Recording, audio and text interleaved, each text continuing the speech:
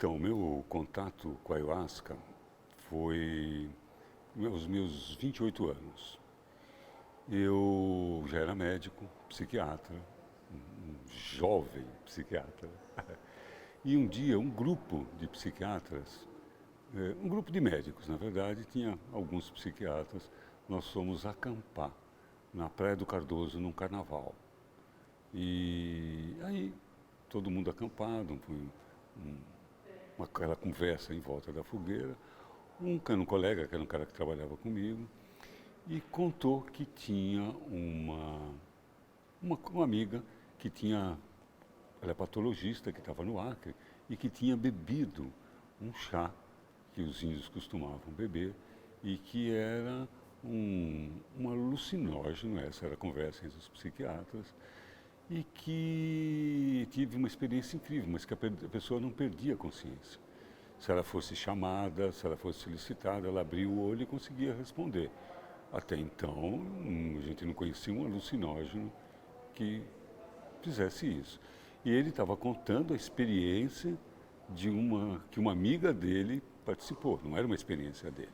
Mas aquilo me tocou de uma maneira muito especial, especialmente porque era um alucinógeno que ele, de fato, não tirava a pessoa da consciência, ela poderia voltar para o seu eixo. Eu achei aquilo que me chamou a atenção. Passou algumas semanas, sei lá, não chegou, ou se foi um mês, 2 meses. E eu estava na minha casa e uma madrinha de casamento, que era uma cirurgiã da Unicamp, veio nos visitar. E aí conversamos o jantar inteiro, o tempo todo. No final, ela estava indo embora, ela falou, quero contar uma coisa para vocês. Eu estou participando de um centro espírita. E ela era muito, assim, agnóstica. Eu falei, Tereza, você participando de um centro espírita? Ela falou, mas é uma coisa diferente. É um lugar onde a gente bebe um chá que vem lá do norte. Aí eu olhei para minha mulher na época, Fátima, e eu falei, é aquela conversa que nós tivemos no acampamento, é o mesmo.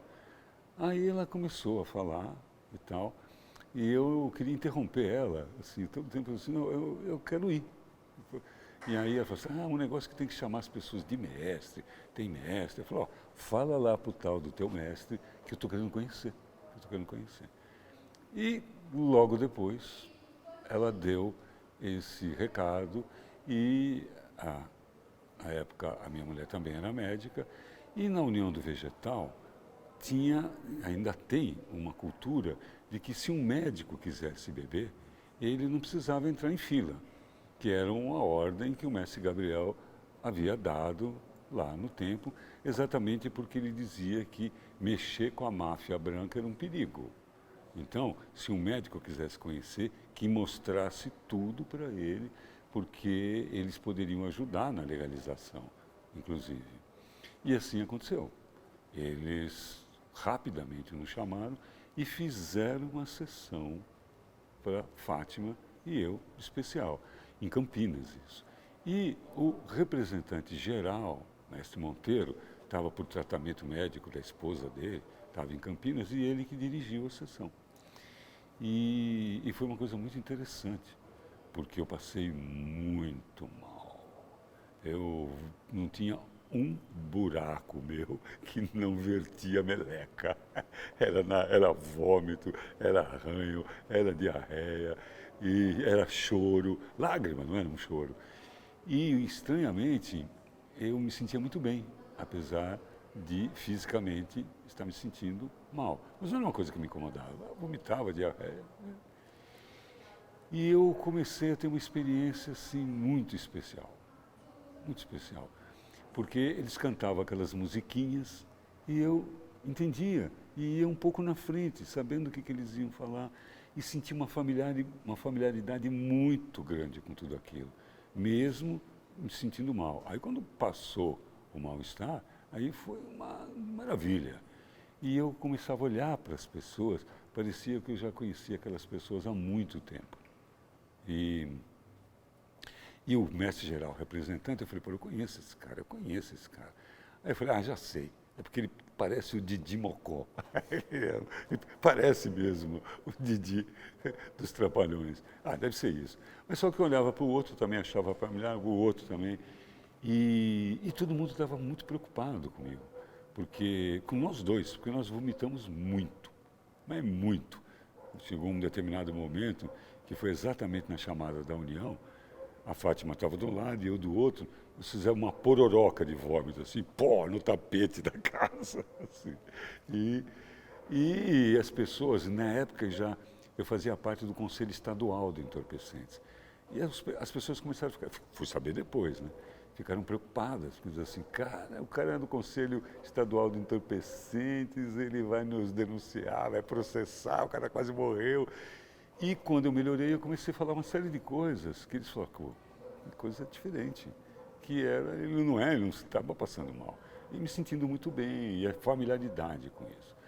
E naquele dia eu falei, olha, aqui está um porto que eu estou a fim de estacionar meu barquinho por um tempo.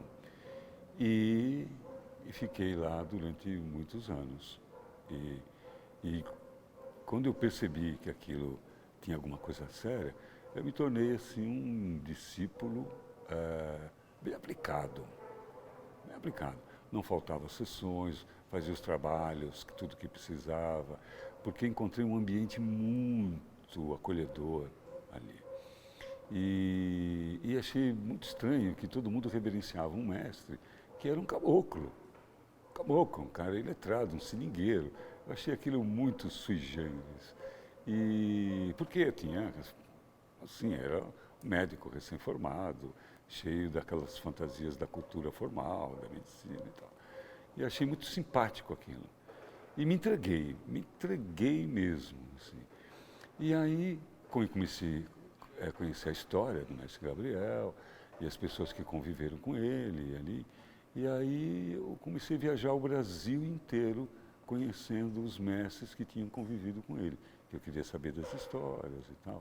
E investi tempo e energia em conhecer a União do Vegetal. E como tinham poucos médicos, bem poucos na época, as pessoas me davam uma atenção especial, assim, a mim e a minha mulher, porque éramos médicos. Né? Isso abriu muitas portas para a gente. E fui fazendo bastante amigos lá. E acabei ficando amigos mesmo dos mestres mais antigos, em especial de um deles, foi o mestre Bartolomeu, que sou amigo da família dele até hoje. E até o momento que eu fui rápida, dei muito problema, era muito rebelde, assim, quebrava as regras, questionava essa história da hierarquia, e então, assim, eles tinham consideração, mas eu era conhecido como um cara rebelde. Né? Mas, dentro da minha rebeldia, eu tinha toda uma vontade de conhecer tudo aquilo e respeitava tudo aquilo. Eu só questionava porque eu sou um questionador. Né? Não é uma rebeldia, se é que existe, é uma rebeldia saudável. Mas isso, assim, demorou um tempo, que até nem foi muito tempo, mas assim, eu fui galgando os postos hierárquicos da instituição até chegar no quadro de mestre lá. E aí eu pude ser ouvido, porque ninguém queria ouvir um fedelho do moleque atrevido que acabou de chegar. Aí tive que chegar no quadro de mestre para poder dar as minhas opiniões. E aí, depois de um determinado tempo, que eu já era mestre, eu entrei numa crise pessoal muito grande e era muito esquisito as pessoas me chamarem de mestre. E eu num conflito muito grande com a minha vida, com a história, um nó da minha vida. E eu entreguei a camisa de mestre, como se fala lá, estrela de mestre, porque não era coerente que eu ficasse ali. E depois entreguei a camisa do CDC, do corpo do conselho, depois do corpo instrutivo. A crise foi afundando, depois saí da União do Vegetal e depois saí do meu casamento e fiquei 2 anos sem beber o vegetal numa escola de alquimia. E conheci um mestre muito querido, Edson Carió, e até hoje, meu amigo, e não tenho tanto contato com ele, mas a gente tem um nível de consideração, uma escola de elementoterapia, até que 2 anos depois começamos a fazer um trabalho na rua, com moradores de rua. Eu me dedicava ao trabalho social e a estudar alquimia. E tínhamos um grupo de pessoas que começou a juntar com os meus pacientes. Eu tinha muito paciente deprimido e nós criamos um projeto que era trocar o doer pelo doar. As pessoas deprimidas, com mais alguns amigos, levando sopa na rua para aglutinar os moradores de rua e ali começar um trabalho de resgate humano e principalmente do nosso próprio resgate humano. A gente tinha uma filosofia que a gente pedia licença para poder fazer o trabalho e agradecia depois da atenção que os moradores de rua nos davam. Eu parava com aquela hipocrisia de que nós éramos melhores do que ele. Era uma lição para as pessoas deprimidas e o trabalho foi crescendo, crescendo e saiu do controle do consultório e outras pessoas chegaram.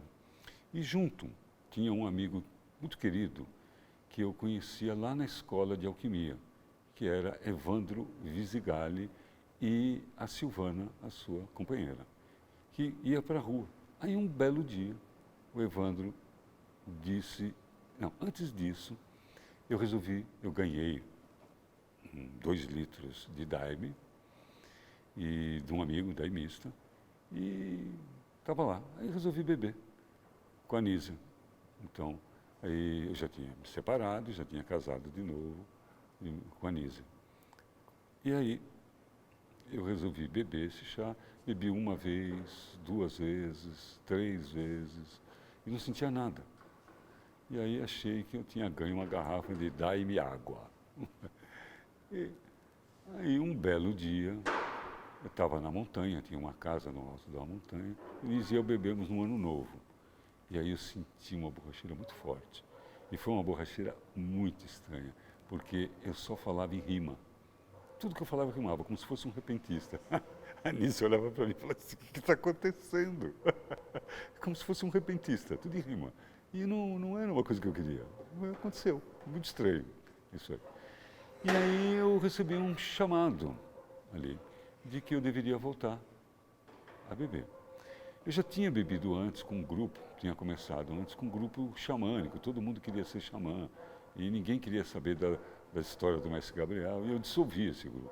Aliás, foi outra coisa mágica também, porque eu pedi um sinal.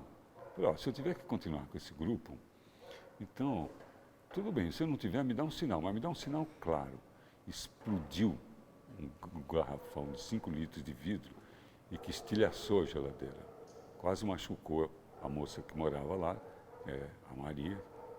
E aí entendi que tinha que dissolver o grupo. Dissolvi. E aí fiquei 2 anos sem beber mesmo. Só na escola de alquimia. Começou aí sim o trabalho na rua.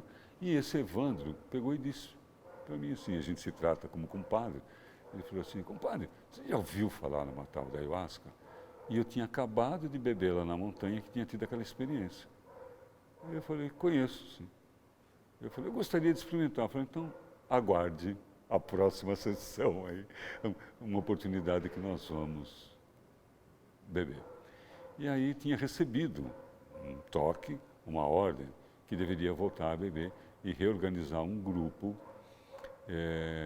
que pudesse acolher também os moradores de rua. E ali começou a blusa, lá no meu consultório, com algumas pessoas lá, e que a estrutura desse trabalho era Nízia, Evandro, Silvana, eu e outras pessoas que estavam lá que depois não continuaram. E ali é que começou, foi a semente que gerou depois a blusa. Então, de fato, a minha relação com a espiritualidade, com a ayahuasca, a relação com a espiritualidade nunca sofreu hiato. Ela começou com a ayahuasca, tanto que quando eu parei de beber o chá, eu continuei fazendo uma escola de alquimia, aprendi muita coisa lá dentro, que veio depois subsidiar e fundamentar muitas coisas que eu trouxe para o nosso grupo. dentro dessa escola. Então não houve solução de continuidade na espiritualidade, houve uma solução de continuidade, um soluço dentro da prática da ayahuasca, de beber a ayahuasca, a espiritualidade não. E aí eu, quando eu entendi que a ayahuasca dava uma guiança, eu procurava ser guiado pelas mensagens que eu recebia lá. E foi assim que aconteceu de de um pedido, para não dizer ordem, para começar esse trabalho com esse novo grupo. E aí foi chegando um, foi chegando o outro. Então a gente tinha o trabalho na rua, ali, e organizando o grupo espiritual. As coisas foram assim, se encorpando, porque as pessoas foram assumindo cada vez mais responsabilidade, e o grupo foi crescendo, crescendo, foi se estruturando. E eu me lembro que ficou um ano bebendo vegetal com o grupo, antes de eu falar qualquer coisa sobre ordem dentro do salão, que maneira que tinha que andar e tal. Aí, quando as pessoas já estavam mais, aí eu comecei devagar a explicar como é que era na União do Vegetal e tudo. E as pessoas não me chamavam de mestre, porque eu não, assim eu permitia. Né, que, não, então, mas aí a coisa foi se estruturando, e teve uma pessoa, Pierluigi Badini, que também tinha saído da União do Vegetal e que se juntou com a gente. E ele um dia me questionou. Ele falou, você percebeu que de repente você não querer que as pessoas te chamem de mestre é um tipo de vaidade também? Eu falei, é verdade. E que o ritual, e ele me lembrou que, na verdade, o mestre não era eu, chamava o mestre porque representava o mestre Gabriel. E aí, falei, tá, é verdade, é isso mesmo, eu sempre soube disso. Mas me incomodava que as pessoas me chamavam de mestre. Mas aí eu entendi, né? De repente eu estou sendo mais vaidoso, né? Não querendo que as pessoas me chamem de mestre, do que aceitar esse título, que não é um título, é só um papel ritualístico. Eu deixei bem claro isso, que era um papel ritualístico isso. E aí a gente organizou o ritual da forma que é hoje. Aí. Desde o começo, a gente sempre seguiu os moldes da União do Vegetal, com as 5 chamadas da abertura, que era onde eu tinha me formado. E assim é que eu me sentia seguro para beber esse chá. Sempre fazendo as chamadas da abertura, chamando Minguarana, fazendo a chamada da União, fazendo a chamada do Caiano, chamada do Sombreio, do Estrondonabaca, enfim, tudo como manda o ritual, na ordem que precisava. A única coisa que mudou é que as pessoas passaram, depois de um tempo, a chamar de mestre. E as coisas foram, eu sempre procurei fazer assim o ritual consultando a força superior, sem querer inventar muita coisa. E recebi a permissão e fomos criando alguma metodologia, um pouco, no meu ponto de vista, mais funcional. Então a gente dividia a sessão em 3 terços, um terço era poucas palavras, só chamada, aí no segundo terço aí já mais perguntas, e no terceiro terço no final, a coisa mais humorada, mais leve, já chamando as pessoas para ir aterrissando e sair com aquele sentimento de alegria e tudo. E o ritual foi se estruturando assim. Nós passamos um período que o trabalho na rua deu uma boa acelerada e que a gente levava os moradores de rua lá para o sítio, que já era esse sítio que ainda tem hoje. Já demorou um tempo para a gente trazer os moradores de rua para o Salão de Vegetal. E fazia sessões especiais para eles. E eu tenho comigo umas saudades desse tempo. Eram experiências muito fortes, bem espirituais, ricas de ensinamentos para nós, e que nem todos gostavam, mas eu era uma das pessoas que gostava bem dessa experiência. E Zelinda também, eu me lembro que gostava bem dessa experiência. E ela trazia as pessoas de trem, e foi um período bem legal. Mas que nem todo mundo concordava com esse trabalho. E até que a grande maioria não queria, e o trabalho foi extinguindo com os moradores de rua. E continuou, né, um trabalho espiritual como é hoje ainda.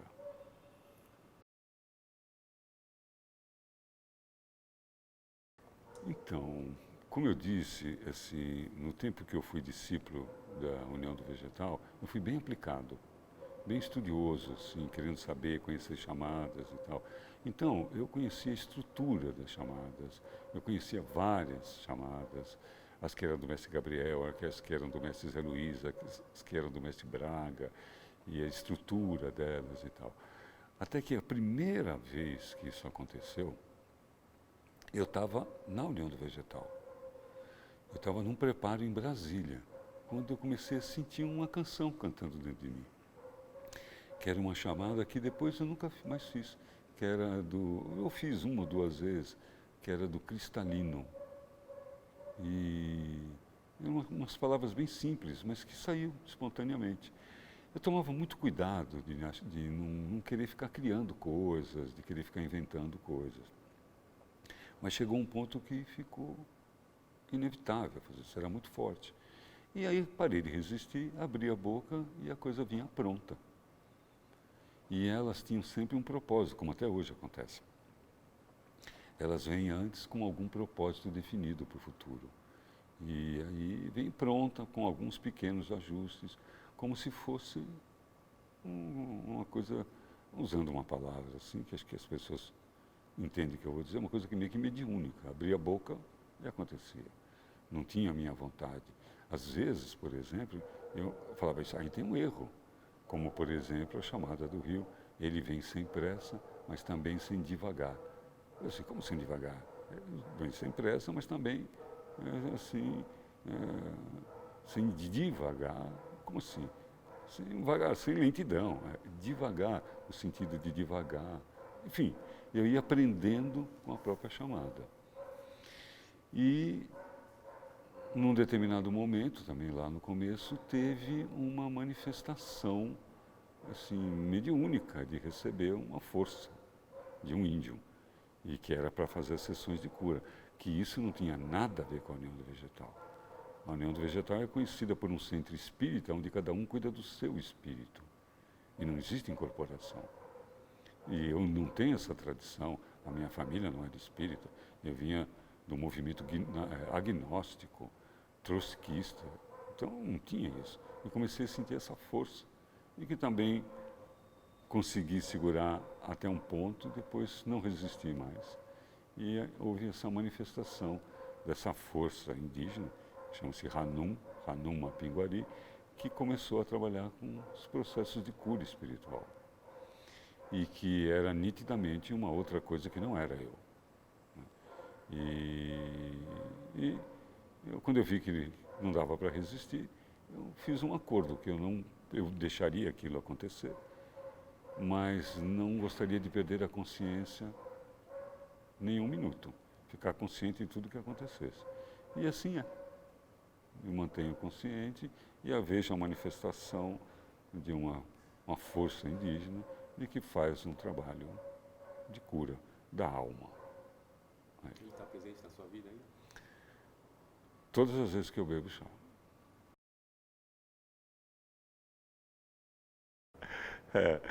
É interessante. Quando eu tinha 10 anos de idade, o meu filtro de importância era, como todo garoto influenciado pelos super-heróis, era a força. Para mim, a pessoa interessante era uma pessoa forte. E é isso que interessava. Aí quando eu fiz 20 anos, aí comecei a me interessar pela beleza, especialmente das meninas, assim. E eu, assim, tinha admiração para os meninos que eram bonitos, porque eles tinham acesso às meninas bonitas. E eu não era lá muito bonito. Eu tinha um bom chaveco, mas não era muito bonito. Então, aos 20 anos, interessava a beleza. Com 30 anos, aí eu já era médico, e aí para mim as pessoas importantes eram aquelas que tinham grana. Se tem grana, é importante. Se não tem grana, não é importante. Aí com 40 anos, eu comecei a perceber que as pessoas que tinham valor não eram aquelas fortes, nem aquelas bonitas, nem aquelas que tinham grana, mas eram as pessoas inteligentes. Aí eu comecei a admirar as pessoas inteligentes. E eram essas as pessoas que se destacavam para mim. Aí quando chegou com 50 anos, eu comecei a perceber que também não era importante a inteligência se ela não tivesse aliada ao amor. E aí eu comecei a valorizar as pessoas que sabiam amar, que eram amáveis, que a sua vida era uma lição de amor. Aí aos 60 anos, eu comecei a aprender a não julgar mais as pessoas. Não interessava se elas eram fortes, se elas eram bonitas, ricas, inteligentes ou amáveis. Que cada um é o que é. E que quem eu tinha era que aprimorar a minha visão e amar a tudo e a todos, porque comecei a entender depois dos 60 que o amor não é um sentimento, é uma atitude. E estou nessa fase, aí com 65 anos, procurando esse tipo de amor, esse amor atitude, que não depende tanto de sentimento. Aliás, nada de sentimento, a não ser atitude. Amar melhor, até porque não é uma questão de quantidade e de qualidade.